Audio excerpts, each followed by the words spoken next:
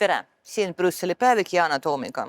See on viimane päevik sel aastal ja ma tahtsin selle pühendada aasta kokkuvõttele, kuid lugesin kommentaare eelmisele päevikule, mis, kuidas öelda, on täis pettumust ja kohati isegi viha Euroopa vastu. Ilmselt see on ka aasta kokkuvõtte osa, pettumus Euroopa Liidus. Seega ususin vastata osale küsimustest. Jana, kas te ise usute Euroopa Liidu ühtsusesse? Jah, veelgi enam. Usun, et muud teed lihtsalt pole. Puht majanduslikult. Kui Trump suudab meid tülitsema panna, siis läheb meil kõigil halvemaks. Ma kordan, see on puht majanduslik aspekt. Globaalselt on meie konkurendid USA ja Hiina. Ideaaljuhul saame mitte ainult konkureerida, vaid ka teha koostööd, nagu konkurendid ärimaailmas tihti teevadki. Hiina tundub seda mõistvat, Trump aga mitte. Ta on ärimees, kelle põhimõtteks on mitte ela ja lase teistel elada, vaid kas mina või tema.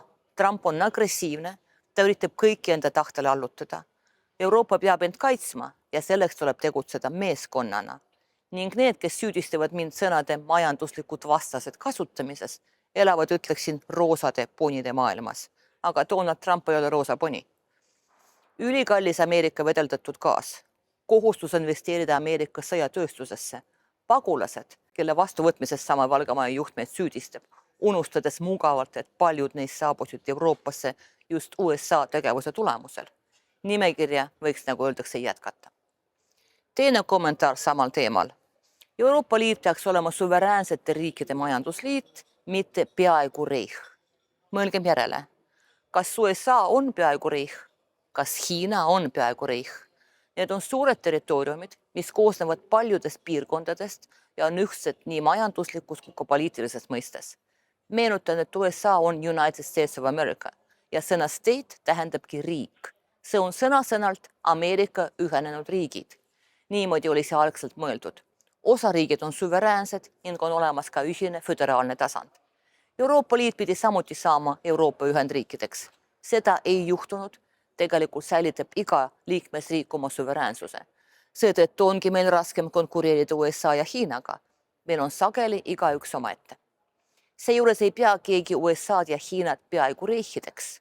Kuid Euroopa Liitu, kus täielikult tsentraliseeritust ei ole ega saagi olla, selliseks peetakse. Kus on loogika? Jana, te kutsute üles Unite ühinema, aga kelle ja mille ümber? Euroopa institutsioonide ümber, mis just näitasid Ungarile jutumärkidest Euroopa ühtsust, või selliste isikute ümber nagu von der Leyen või Kaja Kallas, kellel puudub valijate otsene mandaat, kus ühtsus tähendab lihtsalt distsipliini. Kas teile ei tundu, et selliste otsustega kinnitab Euroopa Liit ise seda, mille eest Ameerika doktriini kritiseerite, suveräänsuse ja poliitilise vabaduse õõnestamist? Suurepärased küsimused, ma tänan. Ma mõistan, miks inimestele Ursula von der Leyen ja Kaja Kallas ei meeldi. Veelgi enam, ma suures osan jagan seda vastumeelsust. Ja üldse Brüsselis väga paljud ei armasta Euroopa Komisjoni. Samamoodi võib mitte armastada oravaid, kuid samas mitte soovida Eestile halba. Või mitte armastada Trumpi, kuid mitte soovida Ameerika lagunemist. Jah, üksus tähendab distsipliini, aga miks ka mitte?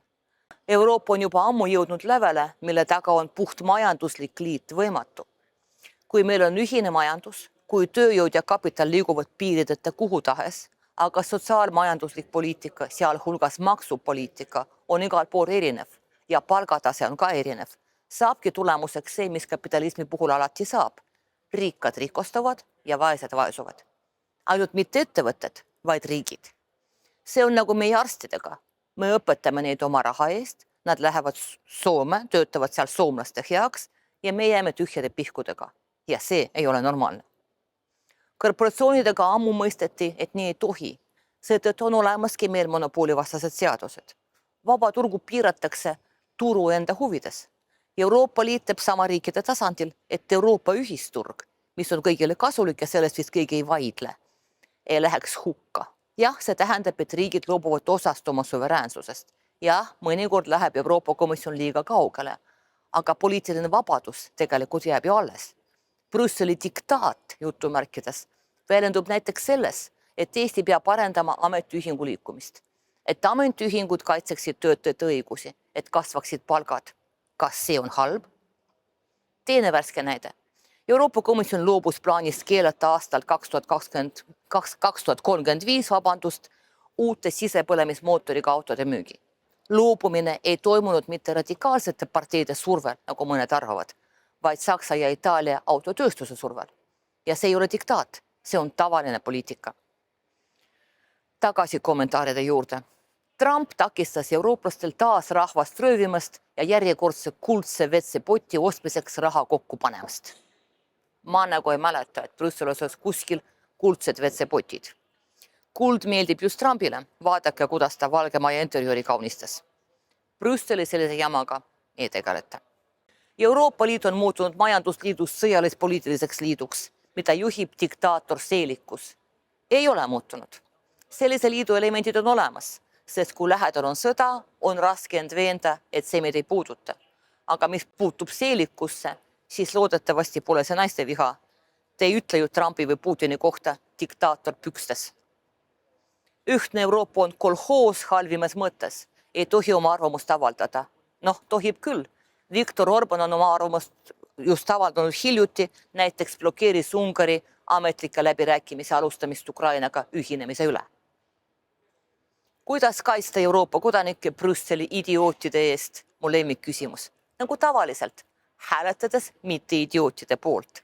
Et nad Brüsselis kaitseksid Euroopa kodanikke kohalike idiootide eest. Peamiselt on Brüssel just sellega hõivatud. Mitte väga tõhusalt mõnikord, aga nii on parem kui olukord, kus sa sõltud 150% kohalikest idiootidest ja mitte keegi teid nende eest ei kaitse. Sellel optimistlikul noodil ma lõpetangi küsimuste vastuste vooru. Häid pühi, püsige terved ja olgu teie elus vähem idioote. Kohtume uuel aastal.